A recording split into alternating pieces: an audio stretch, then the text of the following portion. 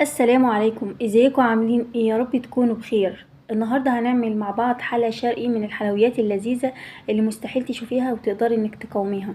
النهارده هنعمل مع بعض اصابع الجلاش المحشيه. طبعا ممكن نبدل في حشواتها على حسب رغبتك وذوقك، بس النهارده انا هحشيها كنافه.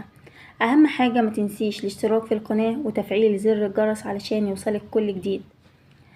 أصابع الجلاش المحشية دي حاجة من الحلويات السهلة والبسيطة واللي تقدري تعمليها بكل سهولة حتى لو انتي مبتدئة. أول حاجة بدأت ان انا اعملها وهو الشربات، لان عايزة الشربات يكون بارد وأصابع الجلاش تكون سخنة. كوباية ونص من السكر، عليهم كوباية من المية، شريحتين من الليمون، نقدر كمان نضيف باكت من الفانيليا. أهم حاجة معيار السكر والمية يكونوا بنفس الكوباية اللي انا عايرت بيها السكر. سبتهم على النار. اول ما بدأت تغلي بدأت ان انا اهدي النار 10 دقايق وبعدين طفيت عليها النار. معايا نص كيلو من الكنافة. الكنافة دي مجمدة معايا، علشان كده سهلة جدا في ان انا افركها بايدي وانعمها بايدي. ممكن كمان تستخدموا محضرة الطعام، بس هي سهلة ومش محتاجة اي مجهود.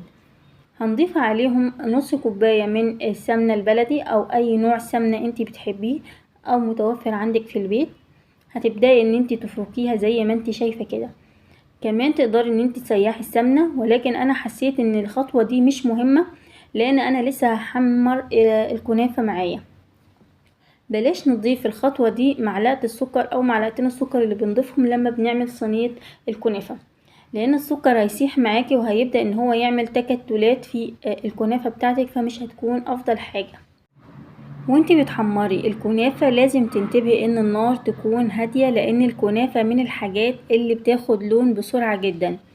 كمان لازم تتأكدي ان انتي بتقلبيها تقليب مستمر علشان مفيش لون يكون اغمق من لون معاكي. ممكن تخرجي الكنافة افتح من كده شوية، ولكن اللون ده بالنسبة لي كويس، فانتي ممكن على حسب رغبتك يكون اللون اهدى من كده او فاتح عن كده شوية. بعد خلاص ما حمرت الكنافة وطفيت عليها النار سبتها تهدى، وبدأت ان انا اجيب الصينية بتاعتي وامسحها مسحتين بالفرشة بالسمنة البلدي اللي انا سيحتها.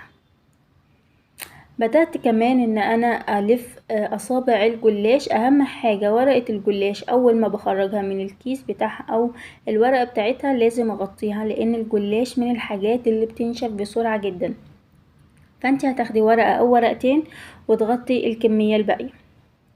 انا محتاجتش ان انا ادهن ورقة الجلاش لان الكنافة عندي شاربة ومتشبعة في السمنة البلدي، فقلت كفاية عليها كده وهي ما كانتش محتاجة.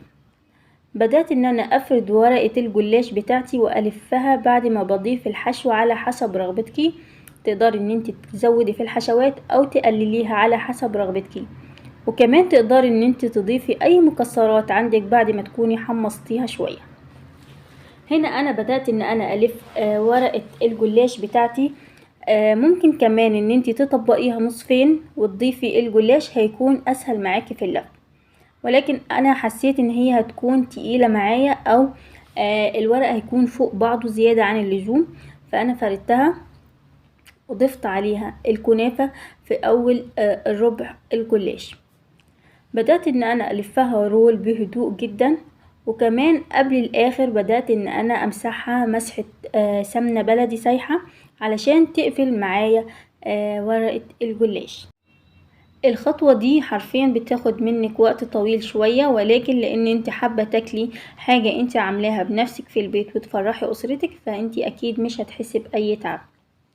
بعد ما بخلصت كل الكمية اللي عندي بدأت ان انا ارص كل كمية اصابع الجلاش في الصينية بتاعتي اللي دهنتها بالسمنة، وبدأت ان انا اقطعها. طبعا التقطيع على حسب برضو رغبتك، تقدري تكبري او تصغري على حسب اللي تفضليه انتي وتحبيه. كمية السمنة اللي اتبقت معايا انا بدأت ان انا ادهن بيها اصابع الجلاش. بعد ما خلاص قطعتها انا هدهن كمية السمنة كلها، مش هسيب منها حاجة لان هي كانت نص كوباية، واستخدمت منها شوية في دهن الصينية ودهن اطراف اصابع الجلاش. بعد ما دهنت الصينية دخلتها على فرن مسبق التسخين على درجة حرارة 180. اصابع الجلاش لازم تدخل على درجة حرارة هادية مش زي كل مرة دايما بقول الفرن لازم يكون سخن جدا، لكن المرة دي لازم الحرارة تكون هادية علشان ما ياخدش لون معاكي بسرعة. وبعد كده يخرج تنزلي عليه بالشربات يعجن منك من جوه، وكمان يعض معاكي. لازم يستوي على درجة حرارة هادية جدا، يعني 180 كويس جدا. اول ما بياخد اللون الذهبي من تحت بنطفي من تحت ونشغل الشواية علشان يتحمر من كل الاتجاهات. اول ما بيخرج ننزل عليه بالعسل اللي احنا حضرناه. طبعا العسل بيكون عسل بارد. هتاكلوا احسن اصابع جلاش عملتوها في البيت بخطوات سهلة جدا وسريعة. شكرا.